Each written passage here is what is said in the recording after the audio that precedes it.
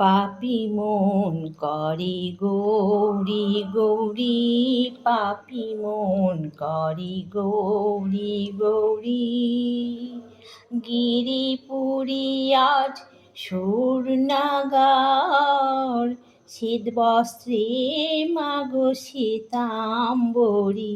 তোমার মহিমা অপরম্পার, তোমার মহিমা অপরম্পার। পাপি মন করে গৌরী গৌরী, পাপি মন করে গৌরী গৌরী।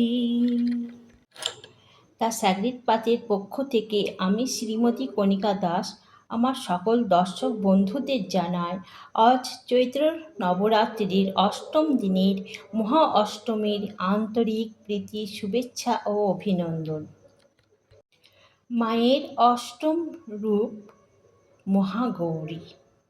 মহাগৌরী মহাদেব শিবের স্ত্রী। মা দুর্গার প্রসন্ন মূর্তি, প্রস্ফুটিত পদ্মের মতো অতীব সৌন্দর্যে ভরা মায়ের রূপ, তাই এই রূপের নাম মহাগৌরী। দেবী মহাগৌরী চতুর্ভুজা।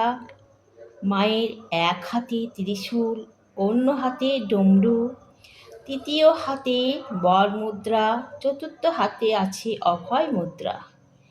দেবীর বাহন বৃষ।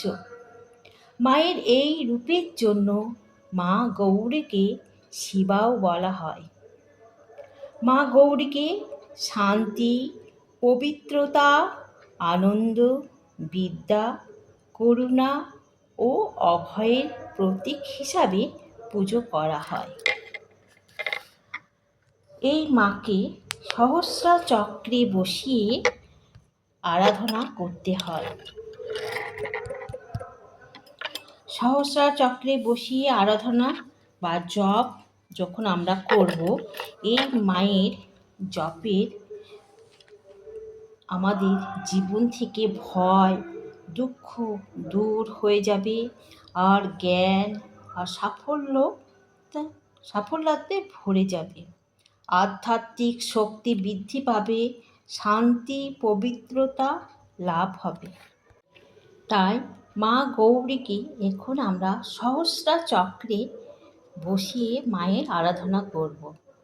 আমরা সবাই একটা নিরিবিলি স্থান বেছে নেব, সেখানে আমরা একনিষ্ঠাভাবে মায়ের সাধনা করব। মায়ের প্রতি মনোনিবেশ করে আমরা হাই ফ্রিকোয়েন্সি থেকে এনার্জি কানেক্ট করব। আমাদের মহান আত্মার সাথে সমস্ত গুরু মহাগুরুদের কানেক্ট করব। তার সাথে সাথে আমাদের যত দেব দেবী আছে সমস্ত দেব দেবীর সাথে আমরা কানেক্ট হব। আমরা আহ্বান করা মাত্রই সমস্ত দেব দেবীর সাথে আমরা কানেক্ট হয়ে যাব। এখন আমরা ইমাজিন করব গ্রেট সেন্টার স্থান থেকে দিব্য এনার্জি আমাদের মধ্যে প্রবাহিত হচ্ছে।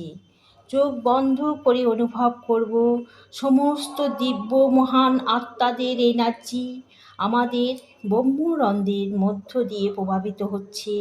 আমাদের স্পাইনের মধ্যে দিয়ে আমাদের সমস্ত চক্রে রিলেটেড সমস্ত অর্গানের মধ্য দিয়ে এই দিব্য এনার্জি ধীরে ধীরে আমাদের মেরুদণ্ডের নিচের দিকে বয়ে চলেছে। এই দিব্য এনার্জি এখন সমস্ত অর্গানকে ভেদ করে, সমস্ত চক্রকে ভেদ করে একদম পায়ের তলা দিয়ে ধরিত্রী মায়ের মধ্যে প্রবেশ করছে। আমরা খুব ভালোভাবে ইমাজিন করব এই এনার্জি যখন পৃথিবীর একেবারে কেন্দ্রে পৌঁছে গেছে, আর সেখান থেকে পৃথিবীর এনার্জি, মায়ের ডায়মন্ড এনার্জি উপরের দিকে ধীরে ধীরে উঠে আসছে। আমাদের প্রথমে পায়ের তলা দিয়ে